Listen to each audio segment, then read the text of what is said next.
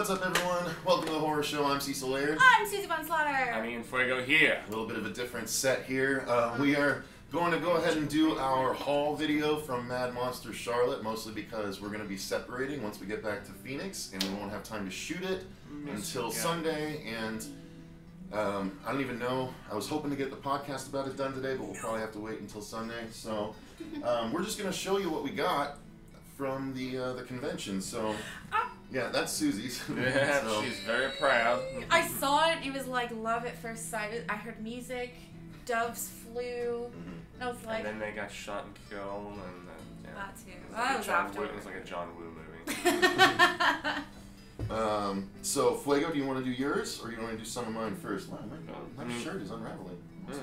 Are you wearing one of the new ones? Oh, I already No. tucked my other shirt. No, I'm not wearing a new one either. This has been around for a while.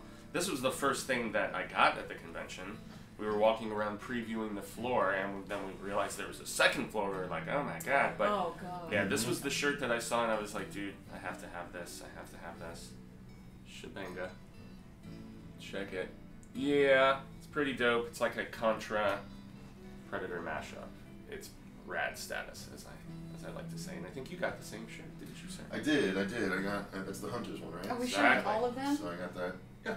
Should I get mine? That's what this Did video was. I get one too, or do we? Oh, okay then. Yeah, because it'll be the same thing. So right, Okay. unless you got a different one that I didn't. It's the shredded. You said. Oh yeah, go ahead. You can grab that. Yeah. Okay. All right, so I'll show one of mine here. Oh, it's right on top. That was perfect. Perfect. Nice. I just realized all my haul is right here for people to see, but that's okay. So the first thing I'll show is something that we got from a really cool couple of people. We met Dan and his lovely wife from Screaming Soup. Mandy, thank you, yep. And they're a really cool YouTube channel. They do a lot of animation. We were intending to interview them this weekend, and unfortunately being spread so thin covering everything this weekend for the Mad Monster Press, Big time. we didn't get a chance to do so. So apologies on video. We apologized in person, and we worked it out because We're dicks. well, no, it makes sense honestly to do it this way Big time because sad. they're an animated channel. Yeah. So if we're going to interview them, let's interview them in their style. That's something they suggested, and it makes perfect sense. So we're going to do that. But they hooked us up with a couple of things. First off, they gave us a cool little magnet. It says "Believe in Billy," so that's kind of cool. That's like their main dude, right? Yeah, exactly. I think it was modeled after their dog, they said. And then he made 3 sketches. He ended up doing sketches to sign during the convention. So one he did was I Survived Mad Monster Party. It's a cool leather face, kind of funny. And this was his first Mad Monster as well. Yes, it was. It was. So. Our first time here in Carolina. Yeah, And then he did another one that's kind of a clown, Elvis almost. But it might be a character that I just don't know.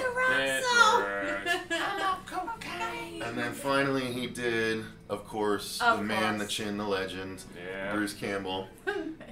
So that's a thing. I know, it's just fun. It's still funny. Isn't it? It's great. So that's that. And I love that Bruce drawing. Not that the other two are bad or anything. They're cool too, but the Bruce one is like. That was the first one because he started giving them to me, and I saw the Bruce one, and I was like, no. The other ones are good, but starting out with that one, you know. And then I'll show a shirt as well because I have a number to go through. This is one Marcia doesn't know that she's gonna get, but she's gonna get one of these. Love you, Marsha Parker. It's Winchester Brothers. MPH. So it's obviously Supernatural fans, so I'm excited about that one. Yeah. And then I'll do one more because Fuego doesn't have quite as many things as me. So no. I just bought a few shirts. Everyone's seen my Rick and Morty shirt, and I had to get one that's similar. It's Ripley and Jonesy. Obviously, as a cat person, I had to have an alien Jonesy themed shirt. Makes sense, man. So, Fuego, what's next for you? Next up was from. I really want to get the name of the artist, so I'm gonna step up real quick. Good timing. Okay, I'll show another shirt. I can show my shirt. Easter egg. That's well, you only have one more to show, so I'll show another one here. This one is. You suck at life. Buffalo Bills custom leather. I had to get that as a, obviously, Silence of the Lambs is great, but I just like it kind of as a logo shirt. rather than you know, a full-on you know, crazy art design and stuff like that.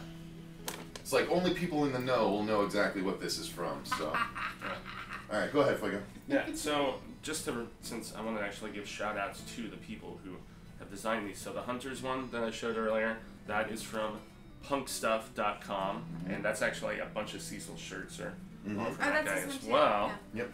But there was a artiste, and it was Beast Ruxpin.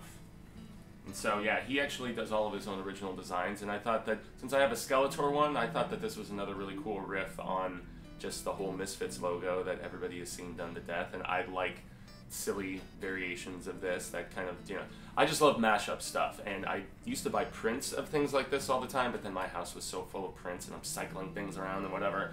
At this point, I prefer to get shirts because it's like a walking advertisement for somebody that I really dig, so that is another shirt that I got. Yay.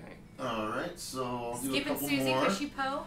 Well, you started it, maybe we'll finish it with you too. So this one is a really cool The Fly shirt. The Fly is an outstanding creature feature, and gotta be able to represent it when I can. Damn right. That's one. Grab another here. Oh my god, my face is... This one. Obviously, another cool logo shirt. I just like having cool logo shirts that are only sort of inside logo shirts. This is OCP, which is from, of course, RoboCop. OCP is the Detroit police force, so that in the future setting of RoboCop. So I'd buy that for $1. dig on that for sure. And then I've got a couple more. So this one is, of course, from An American Werewolf in London, I believe. The Slaughtered Lamb is the bar that they go into at one point, or the pub, as it were. Is that right? And that's okay. So, Fuego, you want to do another one? Yeah. So this is one of my all-time favorite campy films, and Cecil and I were having a conversation about it's not as cool to get something and just have it be like the cover or the poster. We like to see something where they riff on the design, and Larry Cohn's stuff is one of my absolute favorite horror kind of satires, and this is also from the Punk Stuff, I believe it was, yeah, punkstuff.com. We have purchased many a thing from these guys before, and it seems like every year, whether it's a Mad Monster or some other convention that is horror themed, when we see their stuff, it's always badass. So I just can't get enough of the stuff. So I got two more shirts here. I'll start with this one. This one is kind of a mixture of art and logo, but it's appropriate for anyone that's a big fan of this property. So this is the upside down, the Stranger Things D&D Player's Manual sort of cover. And it's got the Demogorgon and 11 on there, and I thought it was really dope. And I don't have many red shirts, so I thought that would be a cool one to get. Switch it up, yeah. And then my last shirt, hang on, trying to get this fold on. Get your fold on. Get your fold on. And then the last one is something I didn't know what it was at first until I was like, what is that? And then he said it, and I was like, oh yeah. So wait, can you figure it out? yeah, without selling you, who can figure it out? I'll give you 5, 4, 3, 2. Gremlins. Yeah. It's a melting gremlin from the end of the movie, and I don't know what the writing is. But it's still a really cool shirt. So, who wouldn't love to have a melting gremlin on their chest? Susie, you have another shirt. Yes. I go have ahead. one other shirt. Okay. It is of the same theme as your first shirt. Because he my man. Born to Shred. Pretty badass. I could not get this. Surfin' Freddy. Surfin' Freddy said Born to Shred. Totally my style, up my alley. Yeah, no, I don't know if you guys actually saw the full one of this one. Mm-hmm. Yeah. But it's also, hold on, here, okay. There you Move my shit. Okay. Yeah. It's the Dare shirt with Freddy in the third with the syringe of fingers. It's a double funny. Alright, so He's your boyfriend now, Susie. I've got essentially 3 more items here. I'll go with kind of the one everyone can access. I have very few pops, but I get the ones that I really want. And of course, I'm a big fan of Little Shop of Horrors from the big man-eating plant. So I had to get the Audrey too. And so I'm excited to add this to the set once I get it back. Although trying to get the box back without getting it crushed is going to be interesting. So yeah. I think I figured it out though. Fuego, how many things do you have left? I just have one more shirt. One more? Okay, I'll do one more thing before I do the last. This is something we got from a vendor who basically provided it to us because we were planning to do an interview, but he did it basically sight unseen. And if I recall during the interview, he'd say, I was really drunk that night and I just gave you one. Really generous. Yeah. I'm no longer drunk and that's not happening again. Is that what he said? Yeah. That's funny. So he was from 13X Studios. Yeah. Go ahead and hold that closer for me. But he was a really cool guy that does a similar thing to what Scott Garcia, friend of the show, does. Scott does homemade Jason masks, but his are, you know, very specific and things like that. This guy has a whole bunch of different kinds that he does, and the one that he provided for us was this one here. Yeah. Which is really cool. Just hold it steady for him for a second so we can get a good look at it. Because there's a shadow. So I'm trying to turn it. No, I get it. So yeah, that is a really badass mask that we'll be able to put on our set in the background, and it'll look really dope. Obviously, a Stephen King mashup with Jason, or I guess it's just a hockey mask technically, but you assume it's a Jason mashup with The Shining. So thank you very much, Susie. You can sit back down. I'll make that connection now. Fuego, go ahead with your last thing. Yes, and my favorite shirt that I bought, once again, also from East Rec Stuff. If you can even see. Yeah. Going down.